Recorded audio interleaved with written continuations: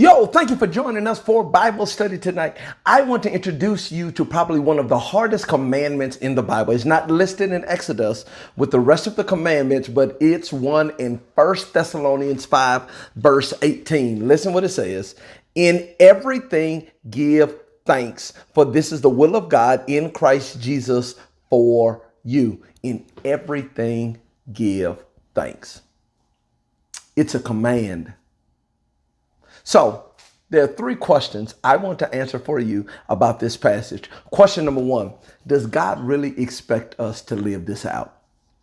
Easy answer, yes. He expects you to, in every situation, and in every circumstance, through every frustration, he expects you to give thanks, period.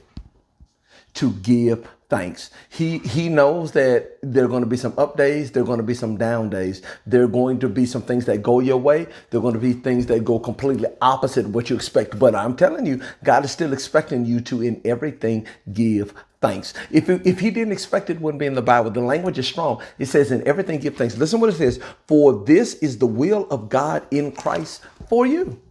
This is not about your personality. This is not about what you think. This is not about, well, that ain't for me because that's just not who I am. No, no, no, no, no. It says this is the will of God in Christ Jesus for you. So first question is very simple. Does God really require us to do this? The answer is yes. Question number two, why do we have to do it? Why do we have to do it? Let me tell you why you have to do it. Very simple. Because it produces an attitude of gratitude in you. See, because here's something we struggle with, all of us struggle with. We struggle with the concept of what we call main character syndrome, MCS, main character syndrome. And main character syndrome is this whole concept that the world revolves around us. That everything, when we get to the restaurant, we should get the best service. When we're at the theater, we should get the best seat.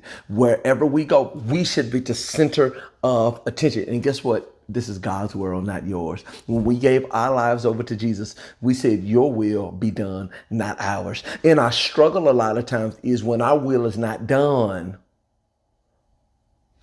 Gratitude is hard to come by, but you learn to, in everything, give thanks. If you learn to, in everything, give thanks, you develop an attitude of gratitude in yourself. You remove yourself. You remove your pride. You remove your arrogance, because that's what giving thanks does. How do you develop an attitude of gratitude? Because you start to communicate and be thankful for everything, realizing that you are not the source. You are not the resource. You are not the center. And that's our struggle. You know why we don't want to give thanks? Because things didn't turn out the way we wanted them to go. How selfish can that be? So first question, you remember the answer. Does God really expect it? Yes. Why does God expect it? Because he wants to develop an attitude of gratitude in us, and he wants to remove the pride and arrogance and our desire to become the main character in God's story. Question number three, how do you do it? I want to introduce you to the concept of what I call the comma and conjunction, because this is specifically for bad days. Things go bad. I got in a car accident this morning, comma, conjunction, comma. But I thank God that I was able to walk away with no injuries and things of that nature. Say money's a little short and you're not able to go to your favorite restaurant on a particular night. I really wish I could go to X restaurant tonight. But you know what? I'm glad I got food at home I can eat. I'll be fine. That's how in everything give thanks. Because it centers you around gratitude. It centers you on it reminds you of the promises of God. The promises of God that will not fail, that will not fall short, that will not cause you to lose focus. So how do you do it? How do you do it? The comma in conjunction. Yes, it's raining. Oh, I don't like when it rains. But you know what? I'm thankful for the farmer who really needed the rain. Comma conjunction. Oh my gosh, traffic is so bad. But you know what? I'm glad I got a job. I'm glad I got a car. I'm glad I'm not walking to work. See, comma conjunction.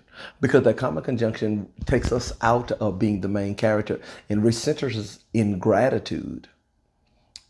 being thankful to what God has provided. In everything, give thanks. So here is my challenge. Here's my challenge to you. Be grateful. Be grateful. In everything, give thanks, for this is the will of God in Christ Jesus for you. Be grateful. Use your comma conjunction. Remove yourself from being the main character and stop giving yourself an out and say that don't apply to me. No Christian should be known for their bad attitude. No Christian should be known for constantly complaining. No Christian should be known for constantly critiquing. You know what they should be known for? Giving thanks in every situation, seeing the silver cloud in every situation. And as we develop that with our words, I guarantee you God is going to do great things in your life. What do I want you to do after you finish this video? Start using the comma conjunction for the rest of your life. Comma conjunction. You can say reality. I'm just telling the truth. Yep, stay reality, but then comma conjunction, and remind yourself, speak in faith God's promises for you, and watch He do great things in your life. In everything, give thanks. Yes, it's a hard commandment. Yes, He still requires it. Yes, it causes you to remove your pride. But if you use the comma in conjunction, you'll remove your pride. Watch this. But you'll start to live more in the power of the living God.